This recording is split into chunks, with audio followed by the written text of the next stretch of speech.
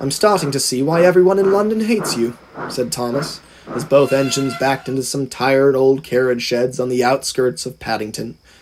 It was late, but they could still hear diesel motors hard at work on the other side of the robust retaining walls. The towering yard lights peered over it, blaring bright to light the way for the shunters trying desperately to reverse Diesel's brilliant mess. Thomas wanted to help, but he figured his presence there would only complicate things. "Oh, please," Diesel scoffed. "I've never done anything on that scale. I only did it because I have nothing to lose. We're never coming back here." Never say never. Thomas's thoughts wandered, until a tangent replaced them altogether. All that just to show Duck up. Wouldn't it have been better to one-up him instead? "Whatever do you mean?" You know, shunt his yard better than he could.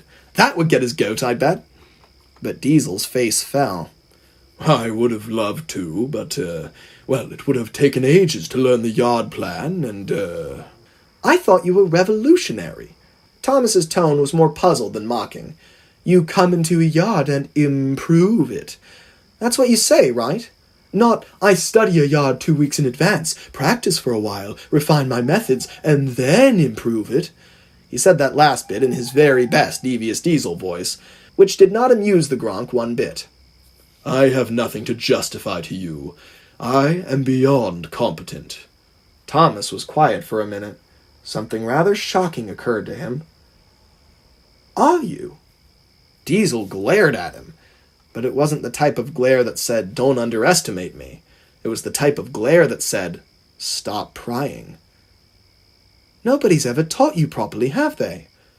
That's why you're always derailing things at Tidmouth, or why you push things into the sea, or bump into other engines.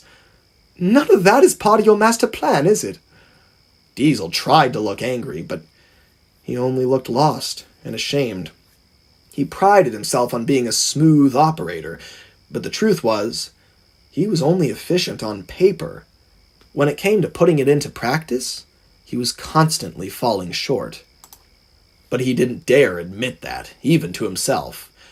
"You could never begin to comprehend my inner machinations, Tank Engine. I always mean what I do. Always." He went to sleep, with little elaboration. The sheds were strangely devoid of spluttering noises when Thomas's eyelids drifted open next morning. Diesel was not beside him. Stranger still, he only felt one set of shoes on his footplate. "Where's Maxine?" he asked Marcel. "Being more generous than she'd ought to be," snarked Marcel, and they hopped down from the cab and slid the shed door open with a whoom so Thomas could see out into the yard. There was Diesel, juddering back and forth, throwing trucks into buffers and getting more frustrated with each mounting failure. Oh, Jesus. Thomas couldn't help but pity him. "Marcy, can you take me over there?" "I'm not technically certified, Thomas." "You know plenty." There it was again, that irresistible cheekiness. He was incorrigible. Marcel shrugged and decided to live a little. They'd already come this far, after all. Thomas met Diesel out in the yard. The shunter's eyes darted over to him menacingly. "Don't look," he said pitifully. "Kinda hard not to, buddy. And even if I didn't, I could hear the trucks whining. Indeed, they were all groaning dreadfully, especially the one that was upside down. My God, how are you this bad at shunting?" "I am not. I am a model of efficiency and precision engineering." Thomas just glanced back and forth between the massacre of wagons strewn across 4 sidings and the smug diesel engine claiming to be talented. "Yeah, that's not enough, pal. I don't care what your blueprints suggest. You're terrible at this job." Diesel's face just went that familiar shade of red again as he looked away in disgrace. "Have you ever actually shunted a train without issue?" Diesel's embarrassment worsened. His face said no, but his voice said, with perfect certainty, "Of course." It was rather sad, actually. Diesel had never asked for help, not from anyone. He had always been intent on working things out for himself. Perhaps, Thomas thought, that's why he was so bad at marshalling wagons, and so lonely. "You know," and he sounded like he regretted the offer already, but he kept talking anyway. "I can teach you."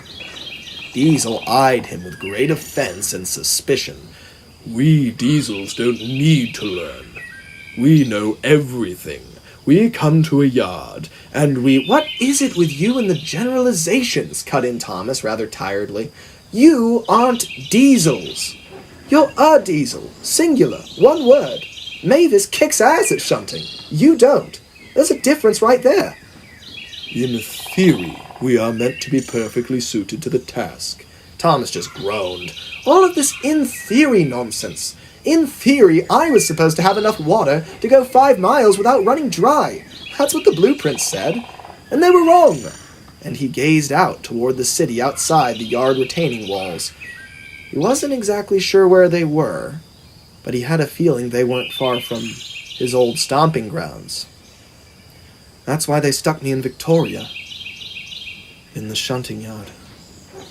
There was no warmth in his voice, only old miseries. His eyes remained fixed on the city skyline. He thought, just barely, he could make out the very top of those familiar station canopies. Victoria wasn't far. Thomas has made a lot of crazy decisions over the years. The one he's about to make may seem tame to you, but to him, it was by far the craziest. "Tell you what, I know a place we can go and practice. It's roomy, and there's never any shortage of stock. Anyone can learn there." What makes you so sure? Thomas backed into Diesel and coupled on. They were back to back now, but Diesel could still imagine his serious expression when he gave his succinct answer. "Because it's where I learned." And he huffed quickly out of the yard, with a reluctant Diesel in tow. He had worked his entire life to escape this job. And now, he was about to return to it voluntarily.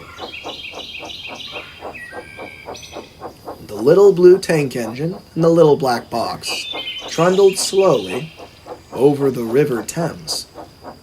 They entered the mouth of the station yard. It swallowed them whole. Thomas felt a sensation he hadn't felt in years. Butterflies in the boiler. It was even more claustrophobic than he remembered. "I promised I'd never come back here," he said to himself grimly. But Thomas was brave, braver now than he'd ever been in his youth. He wouldn't let anyone tell him what to do. He would defy any rule or any superior if he thought it was the right thing to do.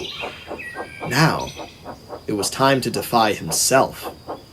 It was time to face some old demons.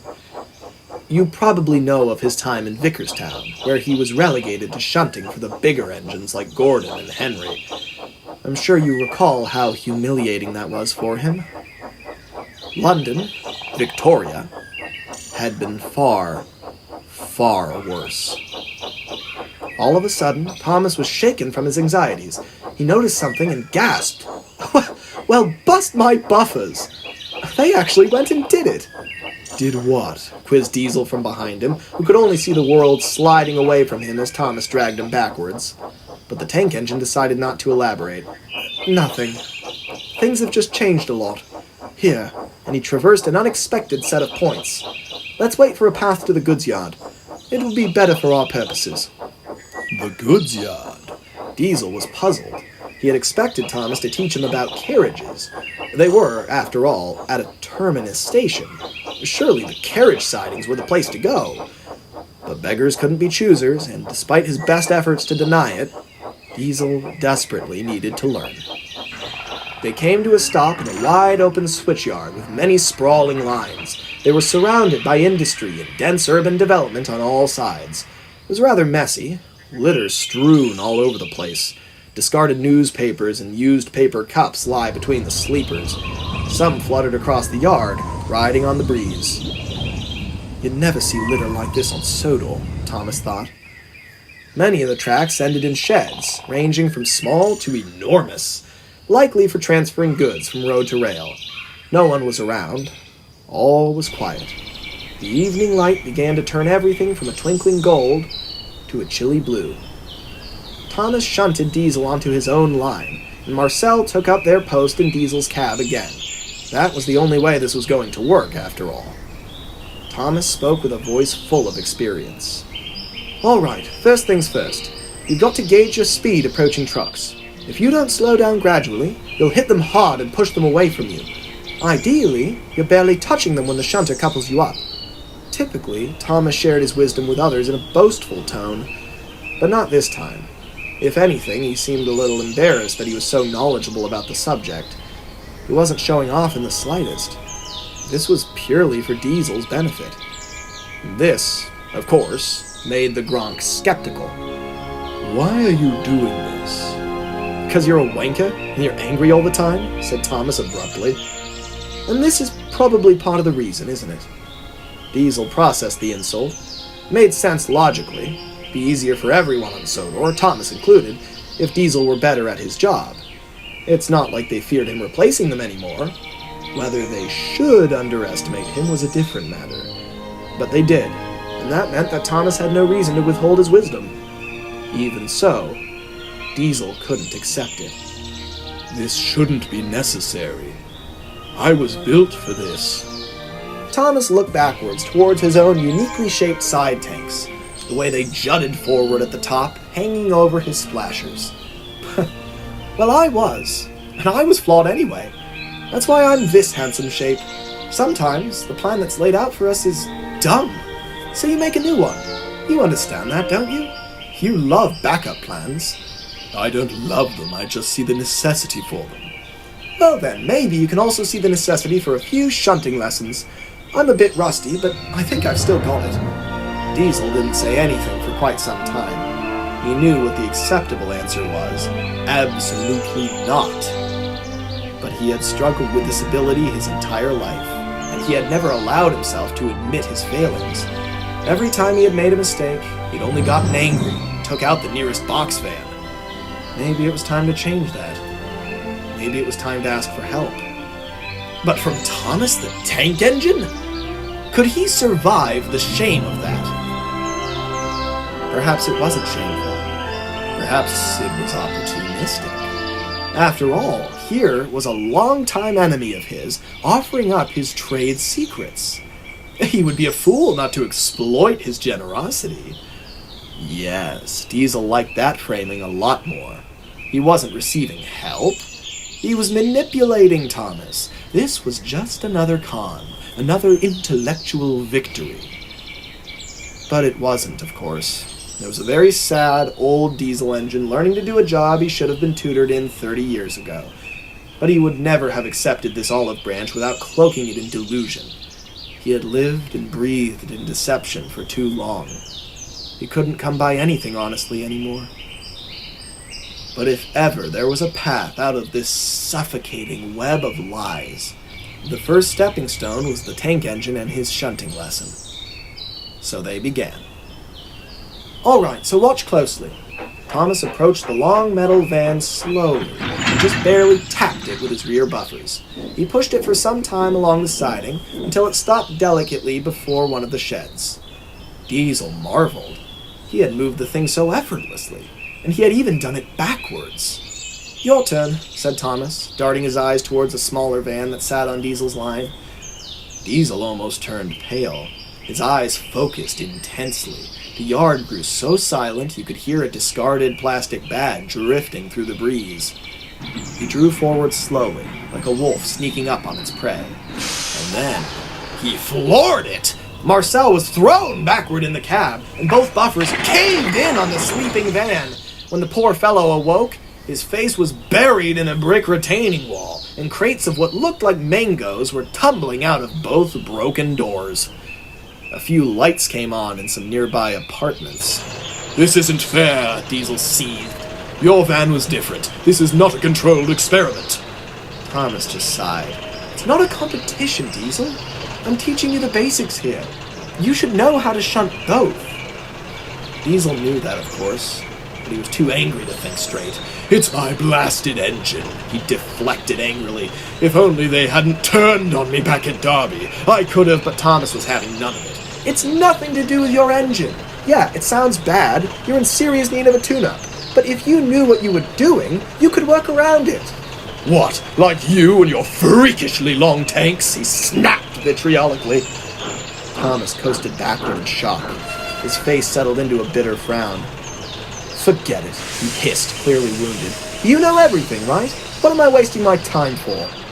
This lesson was obviously not going anywhere. Marcel climbed resignedly down from Diesel's control room, shutting the door tight behind them. They returned to their rightful spot in Thomas's cab.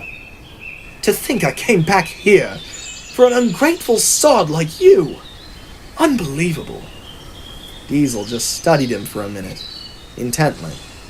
And then, for the first time on this entire misadventure, Diesel asked a question about Thomas he genuinely wanted to hear the answer to. Why do you hate this place so much? What memories does it hold? Thomas looked at Diesel thoughtfully. He was silent for an uncharacteristically long time. This was important to him. When he did speak, it was with a bashful laugh. You know, if you had asked me that question a few years ago, I would have told you to shove it. Hell, that's what I used to tell Percy when he asked.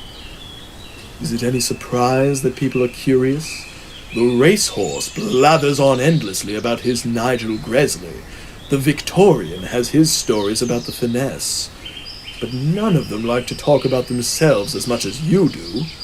And yet, your origins are a mystery. To all of us. Thomas gave him a half-hearted look, as if he was indecisive on whether to continue with this conversation. There was a lack of certainty that Diesel had never witnessed in this engine before. When at last the tank engine switched lines and came face to face with him, Diesel knew he was about to recount some deep-seated memories. It's because I'm embarrassed. Thomas took a deep breath. He felt the hot air course through his boiler flues. With small relief, he whooshed out his funnel. The skybound steam carried away all hesitation. I was a disappointment. My railway, it built a lot of great engines over the years. Engines that made big waves. Ah, like that Stepney the Bluebell engine, said Diesel rather carelessly. Thomas scowled, but he let it go with another puff of steam. Yeah, like him. His class changed the face of London. And there were a lot of other notable ones too that made big strides. And then we came out, Mr. Billington's E2s, and we were... Failures? Let me guess. Poor fuel capacity. Ouch! He said it like it was a physical pain, not an emotional one. No need to be that blunt. You said be honest. I didn't say be mean. Diesel didn't know the difference. He'd never learned it. Thomas continued. But that's what makes this so difficult, Diesel. We weren't failures. We were just... average. We weren't horrible, but we also weren't that great at anything. They put me on goods trains and I wasn't the best. They trialed me on passengers and I was too rough, apparently. When my crew remarked on it, He couldn't help but chuckle. I threw my coal back at them. My driver caught a lump in the shoulder. Oh, I could be such a terror. Eventually, they made us... shunters. He said that last word in the most miserable voice, as if it was the worst thing an engine could be, as if he was ashamed for having ever been one. Because he was. Diesel took offense. What's wrong with being a shunter? Nothing, assured Thomas. But I was always destined for more. I knew I was. But nobody in this bloody town thought so. Everyone said we were dull, unimpressive machines. And more than anything, I wanted to prove them wrong. So I left. And all the passion and determination ran back into his face. Another gust of wind blew past and brought more garbage with it. The newspaper slid along the sleepers. He looked down at it and grinned with the greatest satisfaction. And I did. The headline proved him right. Television star spotted in London, and on the front page, a huge photo of Thomas the Tank Engine. A huge photo of an LBSC E2 tank engine. The only reason they will ever be remembered. So I suppose I wasn't a disappointment, in the end. But there was no supposing about it. His smug grin made it all too obvious. He knew he was an icon. Diesel's fan spluttered as he tried to put the pieces together. He'd heard a lot of new information all at once. One question rose above the rest. "Did you say you left?" he snarled. "You just up and left the LBSC. That seems a bit daft, doesn't it?" Well, if you're clever, you can get out of any jam. And he winked, implying he wouldn't reveal much more about his methods. And it was wartime. There was a lot going on. Good time to slip out. I was much more use on Sodor anyway. And he grinned, remembering what Edward had looked like in red. It seemed like yesterday. Diesel's mind was still abuzz. He had another question, and this one was much broader. "Why would you tell me all this?" He was genuinely perplexed. He couldn't understand it. Thomas knew his track record. Diesel would weaponize any intimate knowledge he was given. The words, "in confidence," meant nothing to him. They were simply artillery in his war of manipulation. Because it's not a secret anymore. Everybody knows. I mean, it took me 60 years to tell them, but I did. It hurts to hide things. Truth is, if you're ashamed of yourself, it doesn't matter if you manage to hide it from everybody else. You still know. You might as well air it all out. And then he smiled, remembering how his friends had reacted. And odds are, you're ashamed for nothing. It always sounds so much worse in our heads. Diesel's thoughts wandered again. His tongue went with them. "Unless you really are rotten on the inside. Then they'll confirm your greatest fears." The sorrow on Thomas's face confirmed to Diesel that he'd been thinking out loud again. He cursed himself. For years, he'd prided himself on maintaining the steel trap that was his mind. How was it that this unassuming blue tank engine had drawn his true thoughts out of him more than once? Maybe there was something special about him. Maybe this is why he had so many friends. He cursed the thought, even harder than he cursed his slip of the tongue. A slip of the tongue which Thomas had heard clear as day and was keen to remark on. Everybody knows you're rotten, Diesel, but it's because of the things you've done. You weren't a bad engine until you started lying and hurting people. So why did you start? Because he had never trusted anybody. Because he had calculated that the safest way to navigate the world was to fashion a charming persona and convince everyone it was the truth. Because deep down he was afraid to be himself. Because you only get one true self. But you get a million aliases. That's why he'd started telling lies in his youth. And now he was doing it because he had always done it, and it was too late to turn back now. That was why. That is not what he told Thomas. "Because there were things more important than me hanging in the balance. Steam engines reigned supreme when I entered the world. If I didn't give people a reason to doubt them, they never would have given diesels a chance. So yes, I lied. But the bigger picture was always true. We are the future." The present now, corrected Thomas, and soon to be the past. "Lunacy," dismissed Diesel. "We are the pinnacle of transportation. Nothing can replace us. There isn't anything more refined." At that moment, an electric multiple unit zipped behind Diesel on its way to the now fully electrified Terminus station.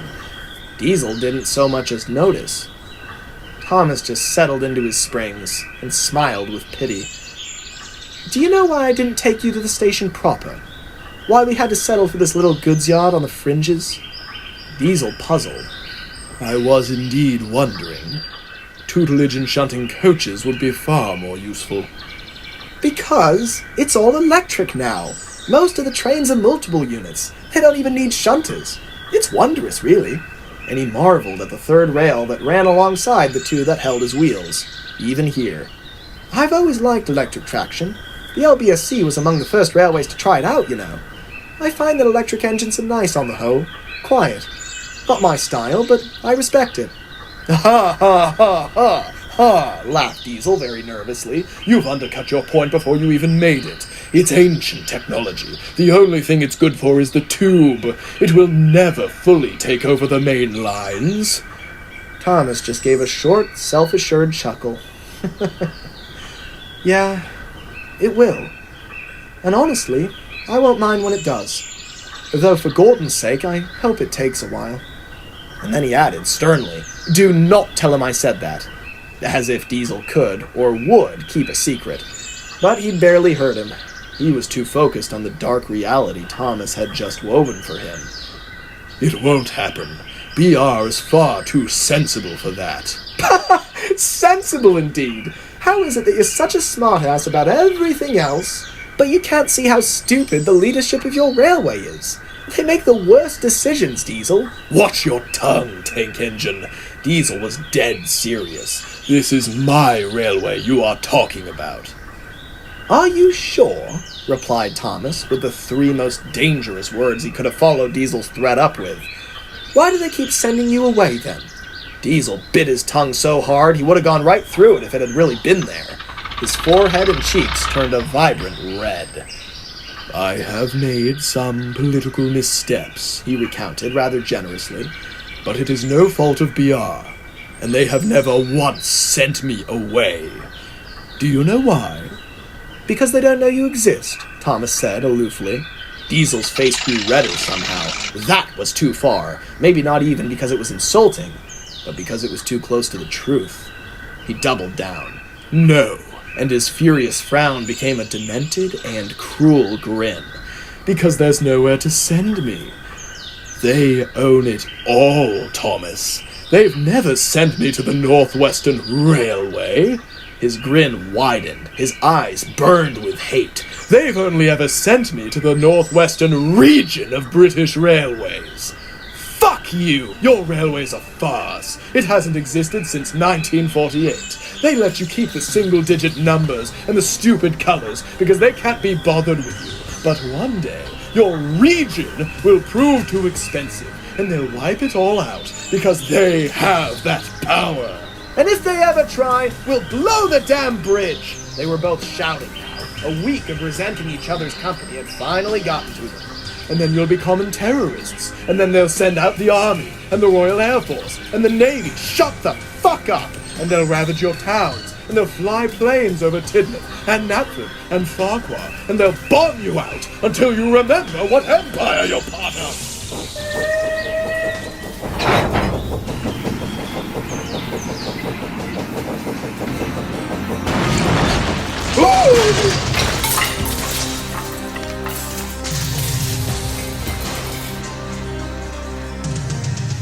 Go on, keep planning your invasion. I want to know what ports to fortify. We won 2 wars, and we'll win a 3rd. You don't scare us, you creep. "Enough," he finally said. "This is childish." Thomas was still breathing heavily, but after considerable effort, he managed to steady himself. He backed up a few yards. "You may not understand this, being built in the 50s, he said gravely. "But you don't joke about war, or the Navy, or the Air Force. You just don't." Diesel understood, and also with considerable effort, he brought his massive ego under control. He felt, personally, that Thomas was being overly emotional, but he also knew it was wise not to trigger this reaction again, so he would respect this particular boundary going forward. "Very well." And he looked to Thomas, a hint of desperation on his brow. "Are you going to leave me here?" Thomas just sighed. "Of course not. Come on." When they took their leave from Victoria the next morning, they left behind a Gronk-shaped hole.